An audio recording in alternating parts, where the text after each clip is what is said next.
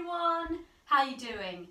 Just thought I would give you another video to help with some home learning tips. We've had our Easter holiday and we've had our first week back now, which is what would have been school time. And I know some people are struggling with the pressure to do all the work that's coming through from the schools, and it's just quite a tricky time really. At home, trying to do schoolwork and all of that. So I thought I'd just give you a few tips to share what we have been doing in our home, and hopefully it will help give you a few ideas.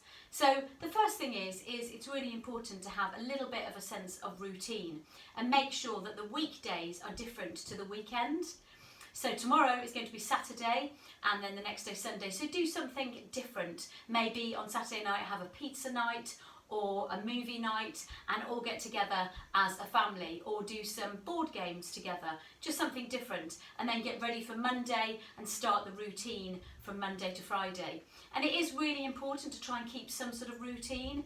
I know it's hard, but just trying to get up at a sensible time. Obviously you don't have to get up at 6:30 or 7:30, but say get up at like 9 o'clock, maybe get up earlier if you fancy, but get up about 9, have breakfast and get ready to start some work.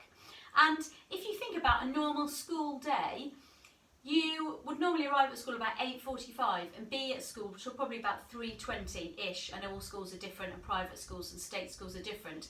But out of that 6 hours that you spend at school, you do lots of other things during the day. There's break time, lunch time, PE time, music, art, assembly, all sorts of other things. So actually you probably realistically spend maybe 2 to 3 hours actually sitting down, writing at a desk.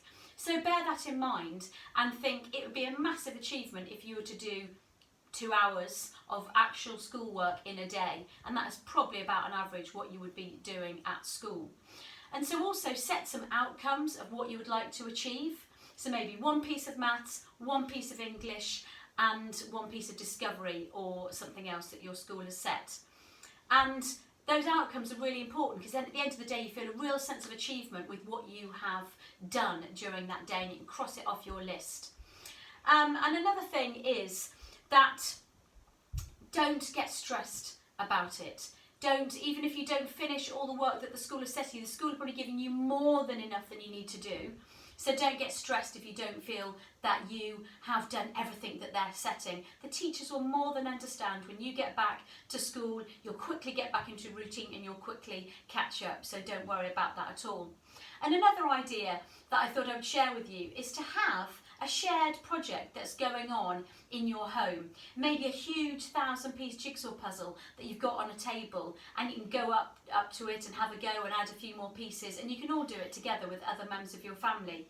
Or you could do some gardening projects, planting some seeds outside, tidying up the garden, maybe doing a little feature of a little water, making a pond or something. It's all sorts of ideas that you could do in your garden, and do a little bit of it each day.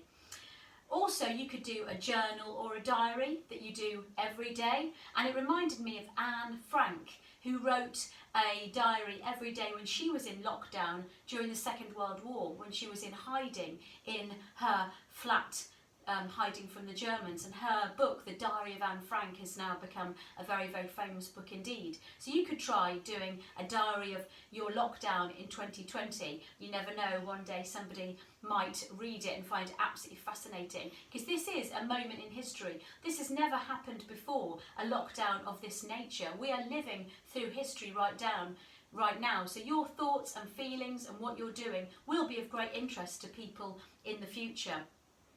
Another thing you could do is maybe practice for a performance. You could maybe do a song or a piece of music on an instrument that you're learning, or a dance or a gymnastic routine or a little bit of drama, and you can rehearse it and practice it either on your own or with other members of your family, and then perform it. Or you could even video it and send it to other members of your family and friends via WhatsApp or YouTube.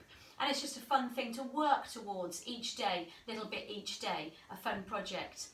And then another thing that I found incredible that's being offered at the moment, it's also very educational, is watching some of the National Theatre productions online for free, or also Andrew Lloyd Webber has been showing his musicals like Jesus Christ Superstar and Joseph and the Amazing Technicolor Dreamcoat and Phantom of the Opera that you can watch. And that's an amazing opportunity, because that would be a very, very expensive trip to go and see one of those shows live at the theatre, but you can do it from the comfort of your own home. Or you could go on a virtual tour of a museum. You could go to the Natural History Museum in London on a virtual tour, or the Science Museum, and then maybe after lockdown you could make a trip and go yourself. But there's some amazing educational things that you can do that you are learning from, that you're not pen to paper working away, learning a huge amount, but it might not feel so arduous as some of the other work you might have been set. And finally, another idea is to do a themed evening. So you could maybe do an Indian evening. You do a little bit of research on the country, or a Japan evening, find out about Japan, and then maybe have sushi to eat, try and make it yourselves, or you could order it, get a takeaway, and dress up and dress the table and have a themed evening, which was a fun event to do with your family. So keep well, everyone, and I hope those tips have been useful for you for this time of home learning. And stay safe, stay well, and see you next time. Bye!